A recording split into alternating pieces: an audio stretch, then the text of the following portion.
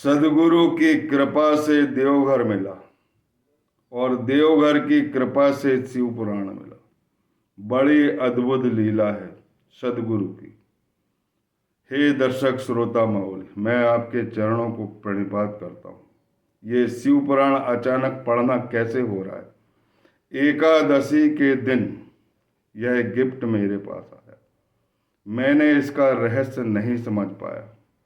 दूसरे दिन, प्रदोष के दिन, त्रयोदशी के दिन स्नान ध्यान करने के बाद पूजा पाठ करते समय मैंने इसे खोला और पहला अध्याय पढ़ा। और इसके बाद आरती पूजन करने के बाद मैं जब विश्राम को गया तो 15 मिनट में आराम करता हूँ, आधा घंटे अधिक से अधिक। मुझे एक वृक्ष की खोक में एक ऋषि दिखाई दी और सामने एक बड़ा नाग दिखाई दिया और दोनों मेरी ओर देख रहे थे और गंगा जल नीचे से बह रहा था। मैं समझ गया ये देवघर की कृपा है, मेरे सदगुरु की कृपा है और आज से मुझे शिव पुराण का पठन पाठन करना चाहिए, ऐसा मैंने उनका आदेश समझा। उस आदेश के परिपालन में ये पाठन हो रहा है, जिसका एक अध्याय मैं पढ़ चुका हूँ। अब ये दूसरा अध्याय, अधिकता नहीं न्यूनता नहीं, जो लिखा है वो पढ़ रहा हूँ और इसका विश्लेषण भी अपन बहुत अच्छे से समझेंगे। और जो इस वाचन को सुनेगा, देवघर की असीम कृपा होगी, उनके घर में देवता जागृत रहेंगे, देवत्व कृपा रहेगी, अष्ट सिद्धियां उनकी दासी रहेगी, लक्ष्मी की कृपा रहेगी, सरस्वती की कृपा रहेगी। और जहां इन देवताओं की कृपा रहेगी वहां विघ्न, संकट, संताप, दुख, वेदना ये सब समाप्त होने वाले और इसी होली में वो जल जाएंगे। इसलिए ध्यान पूर्वक इस वाचन को सुनिए और मैं विनम्र भाव से आपके हृदय तक, आपके कानों से आपके हृदय तक पहुंचा रहा हूं। कृपया ध्यान पूर्वक सुनेंगे। शिव पुराण के श्रवण मास से देवराज को शिवलोक की प्राप्ति तथा चंचुला का पाप से भय एवं संसार से वैराग्य। श्री शौनक जी ने कहा, महाभाग सूत जी, आप धन्य हैं, परमार्थ तत्व के ज्ञाता हैं। आपने कृपा करके हम लोगों को यह बड़ी अद्भुत एवं दिव्य कथा सुनाई। भूतल पर इस कथा के समान कल्याण का सर्वश्रेष्ठ साधन दूसरा और कोई नहीं है। यह बात हमने आज आपकी कृपा से निश्चय पूर्वक समझ ली।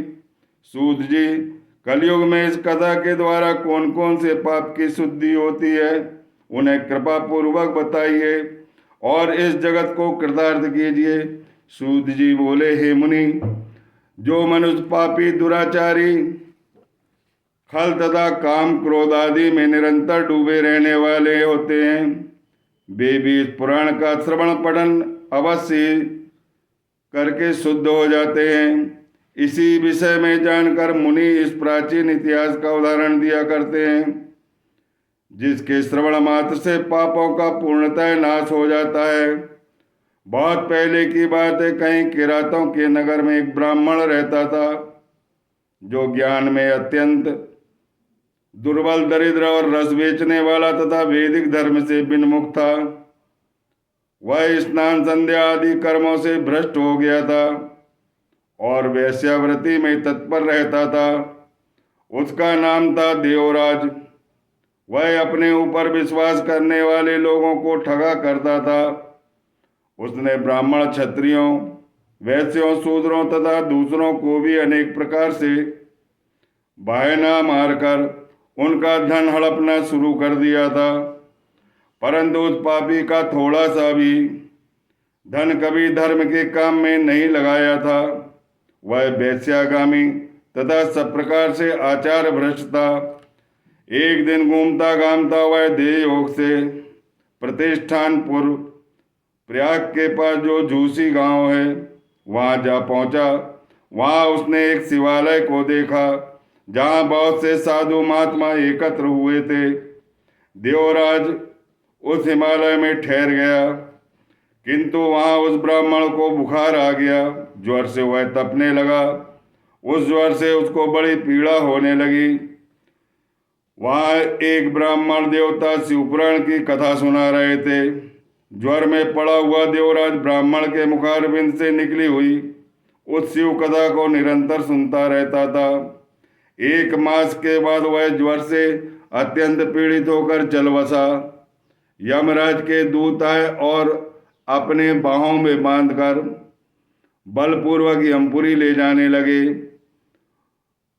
इतने में ही शिवलोक से भगवान शिव के पार्षद गण आ गए। उनके गौर अंग और कर्पूर के समान उज्ज्वल थे, हाथ त्रिशूल से सुशोभित हो रहे थे।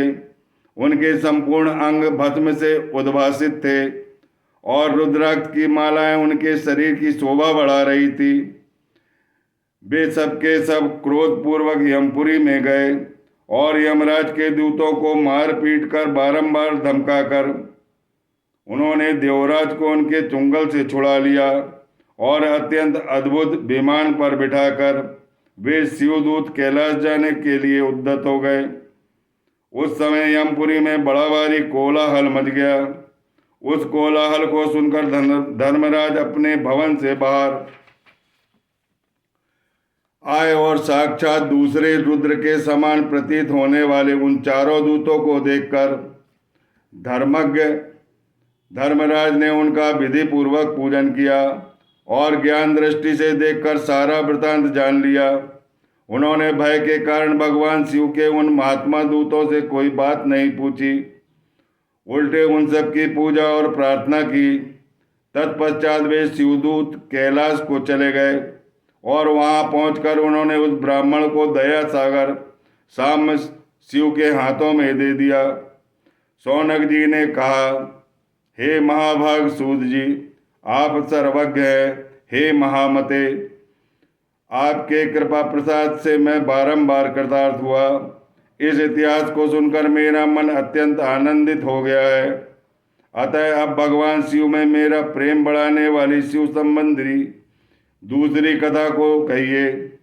श्री सूत जी बोले, हे शौनक, सुनो, मैं तुम्हारे सामने एक गोपनीय कथा वस्तु का वर्णन करूंगा, क्योंकि तुम शिव भक्तों में अग्रणी हो और देवताओं में श्रेष्ठ हो।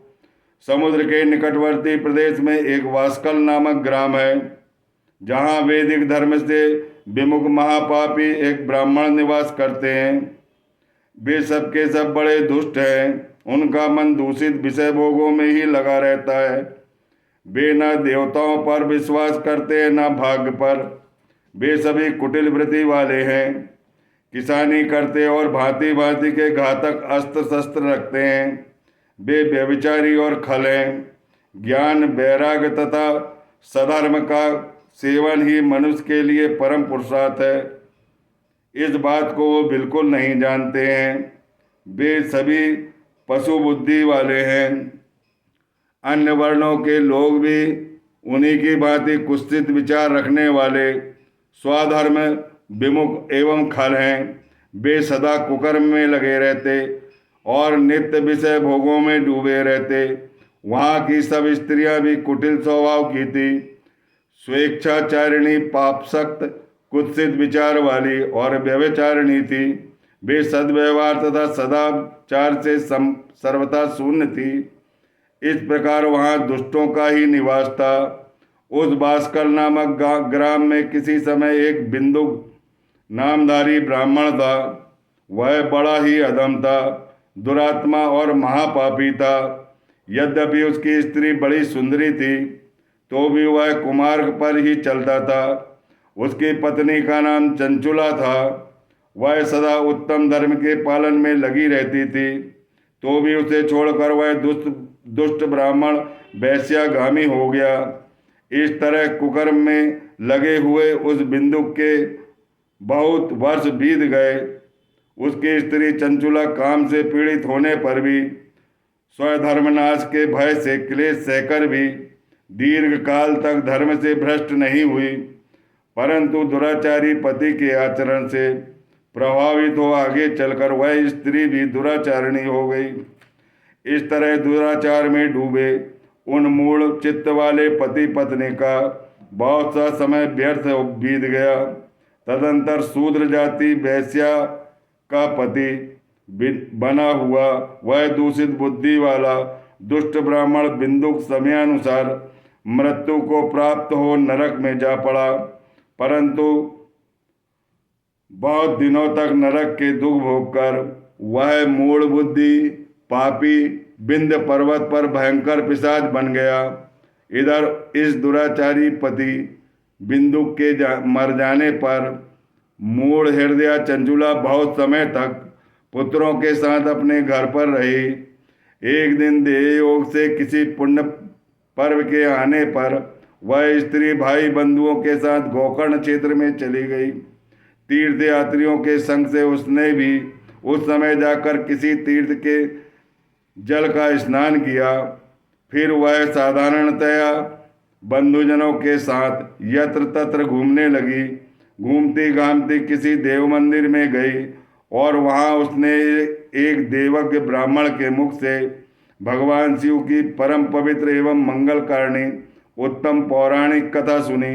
कथावाचक ब्राह्मण कह रहे थे, जो स्त्रियां पुरुषों के साथ व्यभिचार करती है वे मरने के बाद जब यमलोक में जाती है तब यमराज के दूत उसकी योनि में तपे हुए लोहे की पारिग डालते हैं। पौराणिक ब्राह्मण के मुख से यह वैराग्य बढ़ाने वाली कथा सुनकर चंचुला भय से व्याकुल हो गई और कांपने लगी। जब कथा समाप्त हुई और सुनने वाले सब लोग वहां से बाहर चले गए, तब वह भयभीत नारी एकांत में शिवपुराण की कथा बांटने वाले उन ब्राह्मण देवता से बोली। चंचुला ने कहा, हे ब्राह्मण, मैं अपने धर्म को नहीं जानती थी, इसीलिए मेरे द्वारा बड़ा दुराचार हुआ।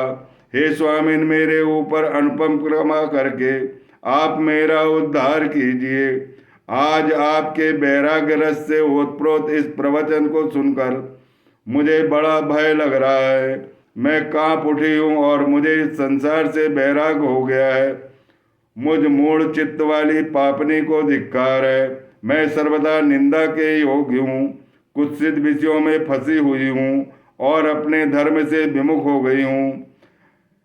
ना जाने किस किस घोर कष्टदायक दुर्गति में मुझे पड़ना पड़ेगा और वहाँ कौन बुद्धिमान पुरुष कुमार्ग में मन लगाने वाली मुझ पापनी का साथ देगा।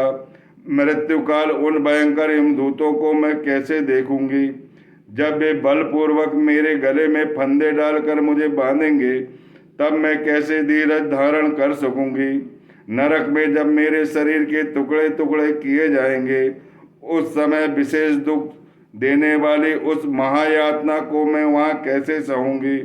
हाय, मैं मारी गई, मैं जल गई, मेरा हृदय विदीर्ण हो गया और मैं सब प्रकार से नष्ट हो गई, क्योंकि मैं हर तरह से पाप में डूबी रही हूँ। हे ब्राह्मण, आप ही मेरे गुरु हैं, आप ही माता हैं और आप ही पिता हैं। आपके चरणों में मैं आई हुई हूँ। मुझ दीन अबला का आप उद्धार कीजिए, उद्धार कीजिए। सूत जी कहते हैं, शौनक से इस प्रकार खेद और वैराग से युक्त चंचुला ब्राह्मण देवता के चरणों पर गिर पड़ी। तब उस बुद्धिमान ब्राह्मण ने कृपा पूर्वक उसे उठाया और इस प्रकार कहा। चंचुला की प्रार्थना से ब्राह्मण का उसे पूरा शिव पुराण सुनाना और समय अनुसार शरीर छोड़कर शिवलोक में जा चंचुला का पार्वती जी की सखी और सुखी होना, यह इस अध्याय में बताया गया है, जो अगले वीडियो में मैं बताऊंगा। बोलिए साम्य सदा शिव उमा महेश्वर भगवान भोलेनाथ की जय। जो शिव पुराण की कथा सुनेगा देवघर को प्रसन्न रखेगा, सदगुरु को प्रसन्न रखेगा। वहाँ 33 कोटि देवता विराजमान रहेंगे। यमराज का भी भय नहीं रहेगा। यमराज शिवलोक के दूतों का कुछ नहीं बिगाड़ सकते, उनकी रक्षा अवश्य होगी, अवश्य होगी। इसीलिए ध्यान पूर्वक इन कथाओं को सुनिए। आज आपका 3रा अध्याय समाप्त हुआ। 4था अध्याय मैं अगले वीडियो में सुनाऊंगा। जब तक के लिए मुझे क्षमा करें।